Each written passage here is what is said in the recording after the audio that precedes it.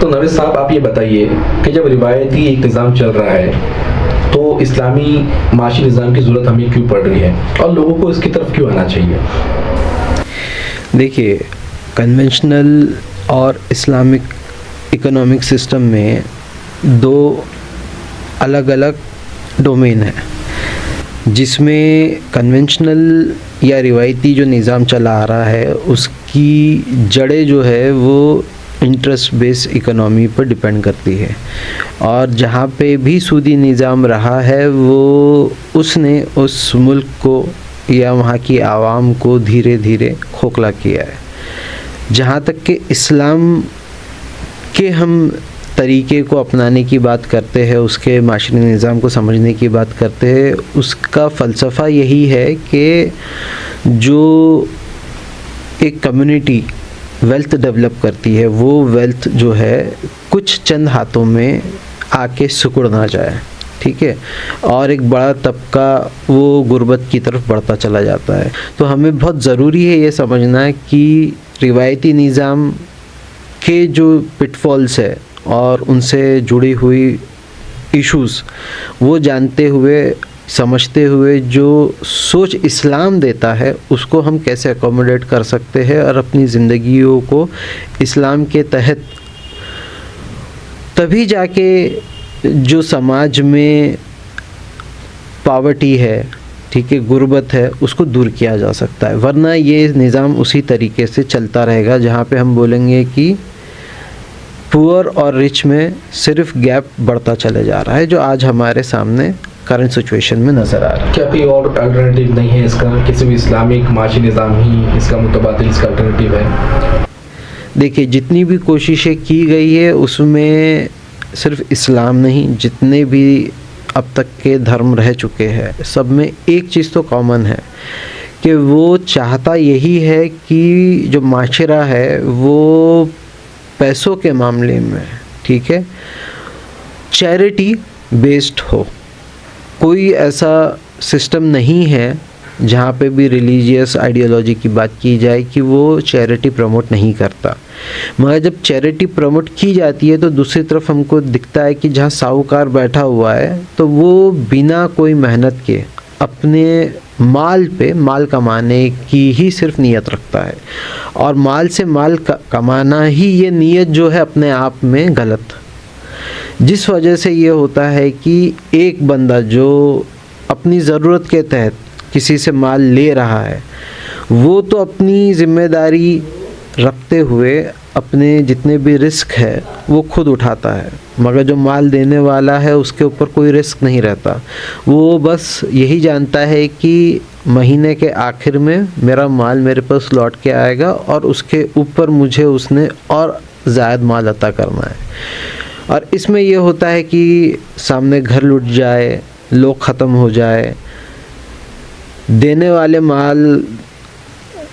साहूकार को कोई फ़र्क नहीं पड़ता, आखिर में वो बेच के या लूट के अपना माल वापस ले जाएगा। और ये जो कन्वेंशनल सिस्टम है वो ज़्यादातर मालदार को ही सपोर्ट करता है। इसी वजह से हमारे को ये समझना आज कि नफ्सियाती असरात है जिसमें हम पैसे को किस तरीके से देखते हैं और इस्लाम में उसे किस तरीके से देखा जाता है, उसे एड्रेस करना सबसे पहले ज़रूरी बन जाता है। देखिए, इस वक्त हम जिस सिस्टम के तहत जी रहे हैं और जिस निज़ाम के तहत हम जी रहे हैं उसमें इस तरह की जो हम गुफ्तगू करते हैं कि इस तरह का निज़ाम होना चाहिए, ये एक बहुत ज़्यादा हाइपोथेटिकल बात नज़र आती है, प्रैक्टिकल नज़र नहीं आती है। फॉर एग्ज़ाम्पल, आज की डेट में हम इन्फ्लेशन की बात करते हैं। अगर मान लीजिए अगर मैं इस निज़ाम का साथ नहीं देता हूँ कि मुझे अगर मैं एफडी की ज़रूरत हो, मुझे 6 to 7% मुझे अगर बैंक देता है इंटरेस्ट उसके साथ में, और अगर उस कैश को अगर मैं एक तो इस्तेमाल नहीं कर रहा हूँ और अगर मैं ब्याज भी नहीं ले रहा हूँ, तो जाहिर बात है कुछ सालों बाद मेरी उस कैश की कीमत बहुत ज़्यादा कम हो जाएगी, इसकी वैल्यू बहुत ज़्यादा कम हो जाएगी। तो ऐसे में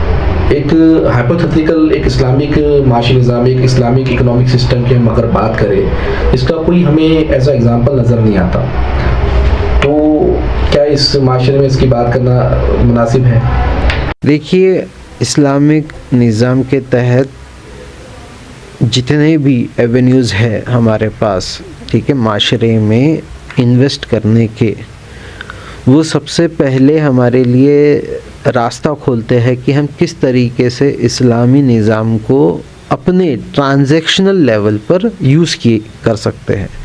जहाँ तक की बात होती है कि एक निज़ाम के तहत अगर उसका सिस्टम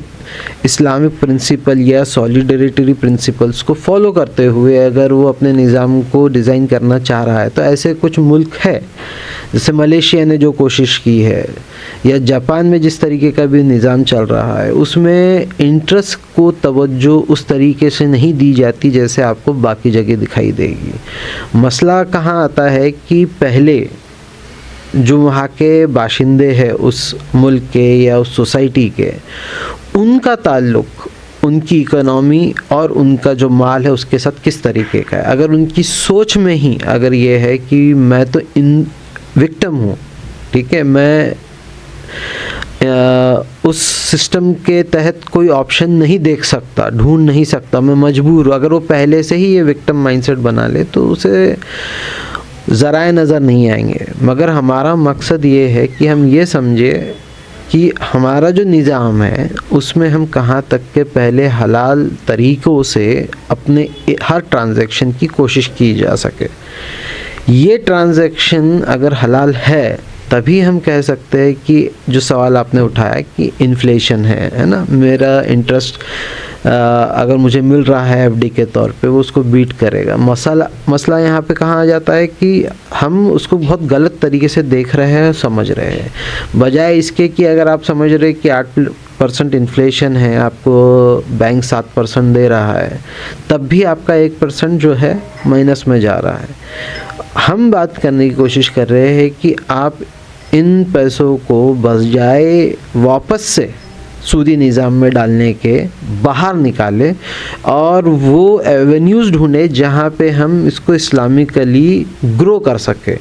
जो कि आपको मार्केट जो ब्याज के थ्रू दे रहा है उससे कहीं बेटर साफ़ और हलाल इनकम के थ्रू, जिसमें हमारा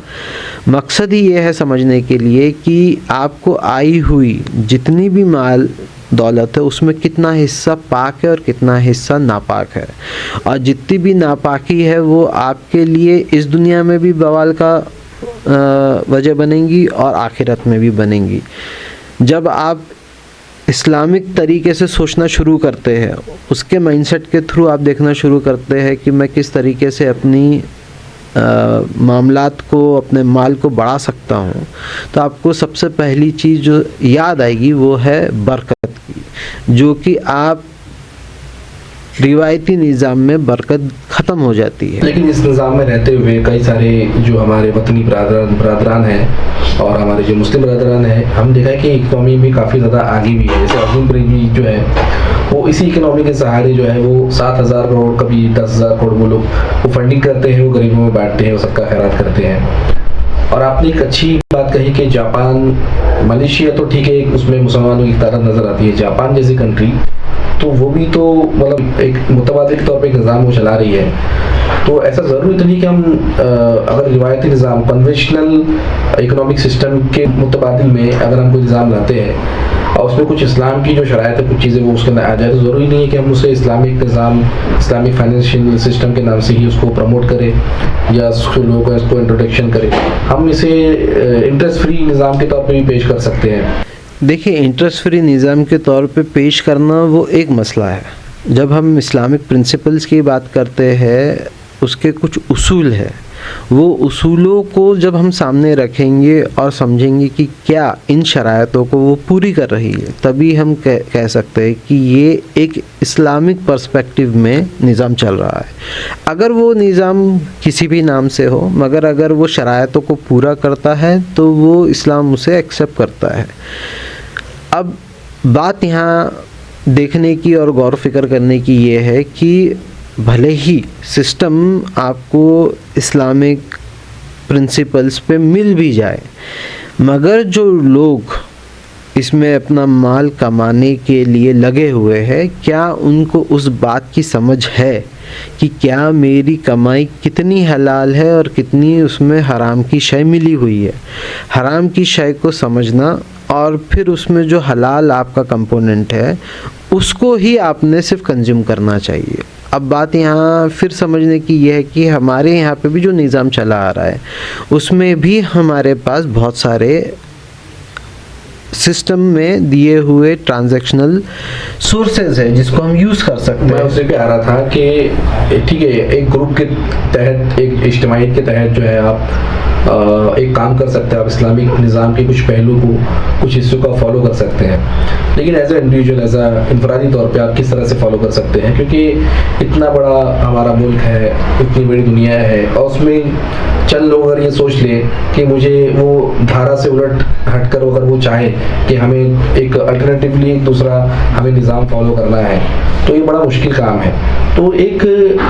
इंडिविजुअल के लिए, एक इंफरादी तौर पे एक शख्स के लिए आप ऐसी कोई बात कहें कि उसको वो फॉलो कर सके। देखिए, धारा से अलग हटके ही आपको काम करना कामयाब बनाता है, ठीक है। आप भेड़ों की तरह नहीं चल सकते, पहली बात तो ये समझना बहुत ज़रूरी है। हम जब इन्वेस्टमेंट माइंडसेट की बात करते हैं तो उसमें ये ज़रूरी है समझना कि हम किस तरीके से अपने ख़यालों को और अपनी उम्मीदों को बांध सकते हैं, जिसके नताइज में ये फ़ैसले इस तरीके के लिए जाए कि जो कह सके कि ठीक है,